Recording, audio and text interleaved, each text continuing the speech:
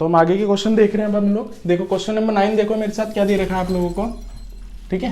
तो देखो क्या दे रखा है, using the property of set show that, हम लोगों को ये शो करना है फर्स्ट पार्ट और सेकंड पार्ट। तो हम लोग यहाँ सॉल्यूशन ले रहे हैं, तो सॉल्यूशन को देखो मेरे साथ। अगर मैं फर्स्ट पार्ट लेता हूँ तो उसका लेफ्ट हैंड साइड लिख रहा हूँ, सिर्फ लेफ्ट हैंड साइड लिखता हूँ तो क्या आ रहा है, A union A intersection B. अब ढंग से देखो इस चीज को, मैं इसको इसके साथ डिस्ट्रीब्यूटिव लॉ लगा रहा हूँ, इसको इसके साथ करा मैंने ए यूनियन ए, फिर इसको इसके साथ करा, बीच में इंटरसेक्शन, ठीक है ना, A union B, A union B. अब ढंग से देखो इस चीज को, अब ए यूनियन ए तो आपका ए ही हो जाएगा, तो ये ए हो गया, इंटरसेक्शन ए यूनियन बी।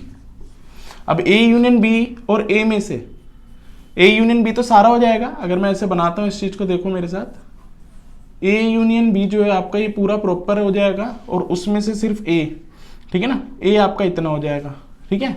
तो इन दोनों का इंटरसेक्शन लोगे तो आपका ए ही आएगा, तो इसका आंसर ओवरऑल क्या हो जाएगा, ए। यही हमें प्रूफ करना था, which is equals to RHS।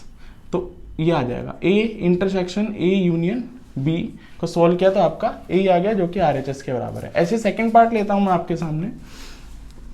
Second part देखो, ए इंटरसेक्शन, वही लेफ्ट हैंड साइड लिखूंगा मैं, left hand side A intersection A union B. अब इसको लिखोगे तो इसको इसके साथ करोगे तो A intersection A, then union A intersection B. A intersection A आपका ए ही हो जाएगा, यूनियन ए इंटरसेक्शन बी। अब इसको अब मैं बनाता हूं यहां पर,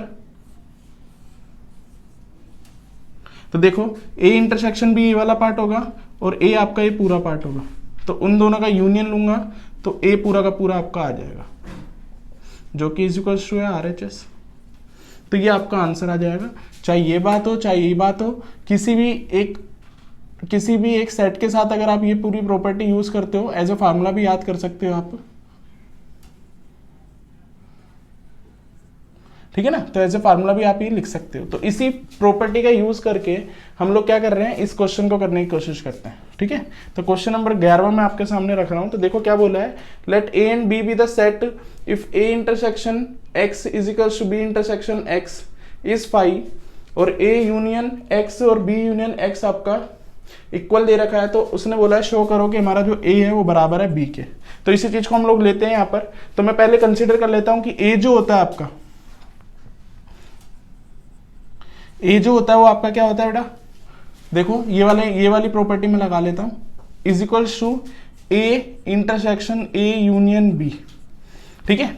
अब इसमें देखो क्वेश्चन में कि ए यूनियन बी ना लेके यहां पर ले लेता हूं एक्स, ठीक है। तो ऐसे मैं बोल सकता हूं। अब इसी चीज को आगे मैं लिख देता हूं, तो ए इंटरसेक्शन, यहां पर मैं इसके बदले क्या लिख सकता हूं, ए यूनियन एक्स के बदले में बी यूनियन एक्स लिख सकता हूं, बी यूनियन एक्स में यहां लिख सकता हूं, ठीक है।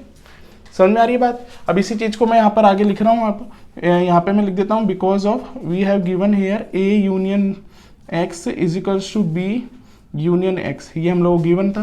अब बी यूनियन एक्स के बदले में क्या कर सकता हूँ, पहले इसमें यहाँ प्रॉपर्टी लगा देता हूँ, ए इंटरसेक्शन बी, ठीक है, और इसको इसके साथ कर दूंगा यूनियन ए इंटरसेक्शन एक्स।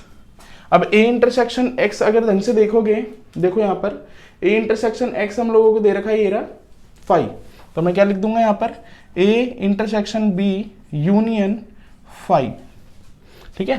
क्योंकि ये हम लोगों को गिवन है, यहाँ पर बात क्या गिवन है आप लोगों को, कि आपका जो ए इंटरसेक्शन एक्स है वो फाई है, ये गिवन है। अब फाई का किसी के साथ यूनियन करोगे तो कोई फायदा तो है नहीं, तो फाई होगा नहीं, तो ए इंटरसेक्शन बी हो जाएगा, तो ये आपके पास यहाँ पर आ जाएगा। तो मैं कह सकता हूँ कि हमारा जो ए है वो ए इंटरसेक्शन बी के बराबर है, ठीक है। ये सिचुएशन हो गई फर्स्ट।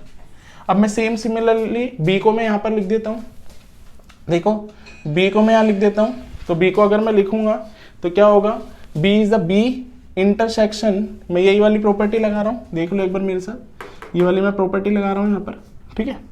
तो ये B intersection B union X आ जाएगा, ठीक है, बी यूनियन एक्स आ जाएगा। फिर मैं इसी को मैं क्या कर सकता हूँ, ये हमारे पास एक गिवन है कि बी यूनियन एक्स बराबर है ए यूनियन एक्स के, तो इसके बदले में क्या लिख सकता हूँ, B intersection B A union x.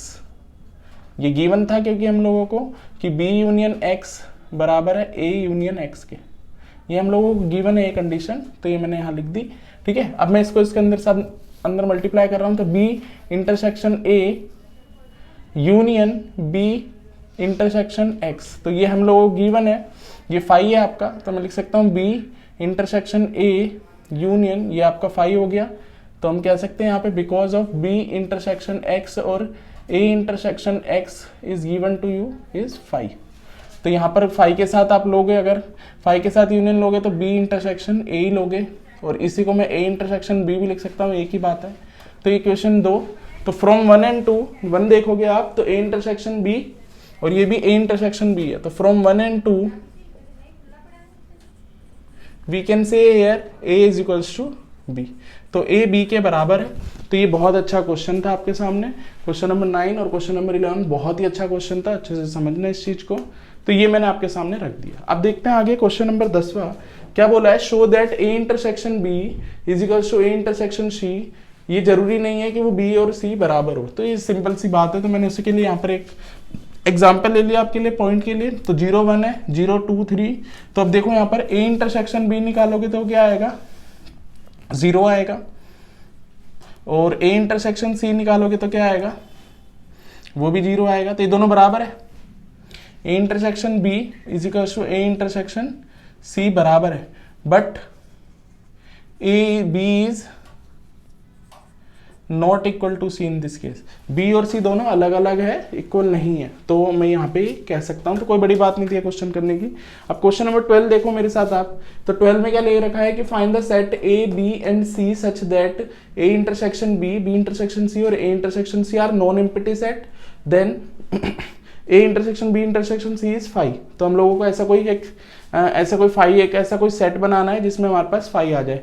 तो देखो ए आपके सामने मैंने यहाँ पर ले लिया, बी मैंने ले लिया और सी यहाँ पर मैंने आपके लिए ले लिया। तो ए इंटरसेक्शन बी निकालते हैं अगर हम यहाँ, तो वो कितना आएगा, ए इंटरसेक्शन बी इज 1, और बी इंटरसेक्शन सी निकालता हूं तो बी और सी में अगर आप कॉमन लोगे तो 2, और सी इंटरसेक्शन ए ले लेते हैं हम लोग, तो सी इंटरसेक्शन ए देखोगे तो यहाँ पर 0 आ जाएगा। तो ये तीनों के तीनों नॉन एम्प्टी सेट है, ठीक है ना, नॉन एम्प्टी सेट है। बट हम यहाँ कह सकते हैं कि A intersection B intersection C, इन तीनों में अगर आप कॉमन लोगे तो कुछ नहीं आ रहा। तो ऐसा ये सेट हम लोगों ने यहाँ पर ले लिया, इन तीनों में कुछ भी कॉमन नहीं आ रहा जो तीनों में कॉमन हो, ठीक है। तो ऐसे आपको ये क्वेश्चन करना है।